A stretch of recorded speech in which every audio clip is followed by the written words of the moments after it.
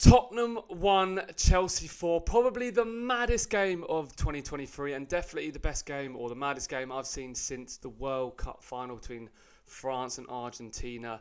Wow, where do you even start with that kind of game? Two players sent off for Spurs. They ended up with only 4 of their starting 11 on the pitch at the end, which is mental. 5 disallowed goals and 11 VAR checks. Quite a staggering game. So let's start with the red cards first. Let's start with the game itself. It's first. Tottenham came flying out the gates. Were very good in the first 15 minutes, as we've seen from Ange Postecoglou's teams. Kulusevski scoring a deflected effort, and then Son scoring a goal which was just about ruled off for offside. They looked electric. It looked like Ange ball. They looked like they had an identity. Both Porro and Udogie, bombing on forward, and Maddison's ball through the lines to, I can't remember if it was for the midfielder who laid off Kulusevski to score the opening goal. That's what he's in the team for. Unfortunately, he come off injured for Spurs fans and for FPL fans out there, whoever's got them in the team. But let's start with the red cards then. The first mad moment of the game, there were just checks everywhere. And I thought Udogie should have gone for a 2-footed challenge, leaving the floor. Now, in non-league, in minor league, national league, in Premier League, you cannot leave the floor, especially with 2 feet, let alone, 1 foot is bad enough when you jump in. 2 feet, it's just a straight red. And the thing that gets Udogie away with it is that Sterling sees it coming, and as he's a tricky winger getting bad tackles most of his life, he sees it, jumps out of the way, so there's no actual contact, significant contact. If he plants his foot, he's broken his leg, simple as that. So VAR checked it, deemed it not reckless, which was baffling for me. But later on, we'll come on to it. He got sent off anyway. Romero kicking out at Colwill, stupid, really stupid. I thought he may have gone for that. I can see why he didn't though, because he's just, I don't know what it is in the South America. There's something in the water in South America. Just people go crazy, and these players like your Suarez's and your Romero's, they live on the edge. And he kicked out at Colwill. Colwill made the most of it to try and get VAR to go and look at it back, but no red card. And then what ensued after was a goal which was disallowed. Jackson deemed in the way from Caicedo's effort, interfering with play. Then a penalty shout on Sterling, no contact. And then a penalty shout on Romero, then a red card for Romero. I don't understand. I don't want to centre off like that. I think he's vice captain to Son. Him or Maddison, they're leaders in the dressing room, but he is a liability, especially when, like I said, he goes a bit crazy and, he's jumping into tackles like that. He's in the box and you can tell from his face, once you played the game, he's gone in and he's won the ball, but he wants to leave one in on the player. You don't do that in the box, let alone in the reckless nature he did, which kind of the box got taken out of it. Yeah, of course it's a penalty, but it was a red card as well. And that changed the game. The 10 minutes leading up to that, Chelsea had improved a lot. Jackson continued to struggle in front of goal. But I thought we looked dangerous. Cole Palmer's my favourite Chelsea player this season. He has been excellent. He looks intelligent. He looks comfortable on the ball. He's even more comfortable when someone's right up behind him, putting pressure on him. But that changed the game, and obviously Cole Palmer stuck away the penalty, and it was 1-1 at half time. And with 10 men, I was confident that Chelsea could find the extra man and attack. And then, shortly after, Udogie, mindless challenge, actually gets stitched up a little bit because Chelsea are 3-on-2, and Sterling really should make the pass either to Jackson or I think it was Palmer on his right, I'm not sure, and he mucks it up. Udogie intercepts it, and then the ball comes loose. And once you're on a yellow card, you cannot afford to do that. So they were down to 9 men, and Chelsea really, really struggled. It was a painful watch for Chelsea fans out there for the first 10-15 minutes as we seemed to try and work out how to play against 9 men. They kept going for the diag, for the fullback or the winger running inside. just move the ball. The space will open up. They've got 9 men, 2 men down. Their midfield was decimated. They continued to play this ridiculously high line, which we'll talk about in a minute. So all you got to do is move the ball, move it inside, outside. Once you get to that outside channel, you can feed it down the channel for maybe 1 or 2 strikers running in. Maybe a runner from deep, which we saw Cucurella do. Very intelligent play from him. Not so much intelligence with the finish. I think he should square it for Sterling.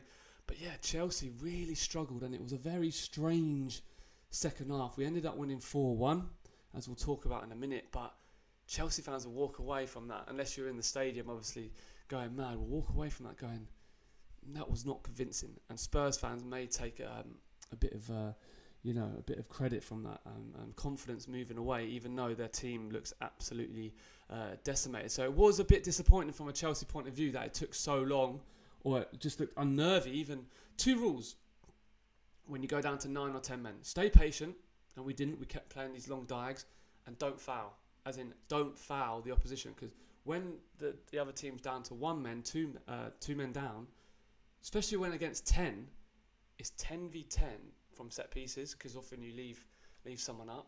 So set pieces are a way for the team who has had a couple of players sent off or 1 player sent off to get back in the game. And they should have done it. Eric Dyer with a lovely finish, unfortunately for him, was offside.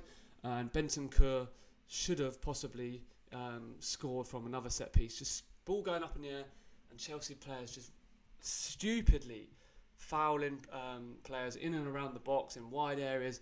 And it's just an invitation to get the ball in a box. So really disappointing from that point of view. Spurs fans, I want to hear you in the comments. Don't forget to like and subscribe to this, please. Ange Postecoglou persisted with a high line with 9 men, and then obviously Sky Sports clipped up a picture with 7 at the back, all on the halfway line.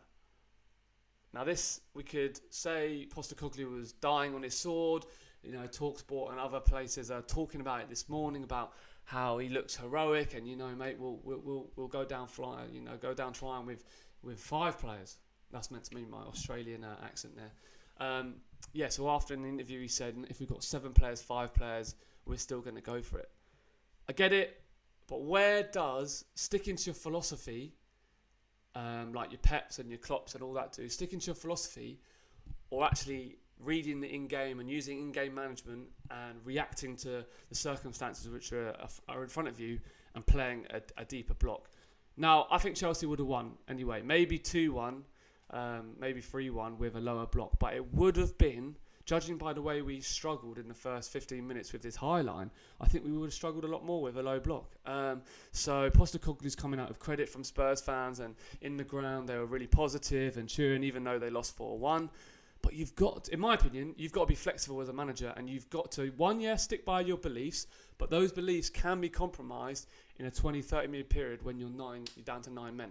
So I'd like to hear the thoughts from Spurs fans out there, or maybe just football fans in general. If your manager was as that stubborn, or could be described as naive, not to change his tactics when down to 9 men and continuing a suicidal high line, because in the end Chelsea did work it out. They had pacing behind with Jackson, Sterling and Mudryk, and it was literally just a running race. As long as you got the timing of your run correct, you were going to be in. And we saw with Jackson's couple of his goals, he was far offside when someone else got played in, so he had a 4-yard head start, and with his kind of pace and Sterling's kind of pace, it was an easy cut across to score the goal. So yeah, naive, or are you proud, Spurs fans, for Ange sticking to his guns? And eventually, long term, when you've got 11 players on the pitch for most of the time, his philosophy has proved successful at Celtic, in Asia before that, and Australia as well. So it will prove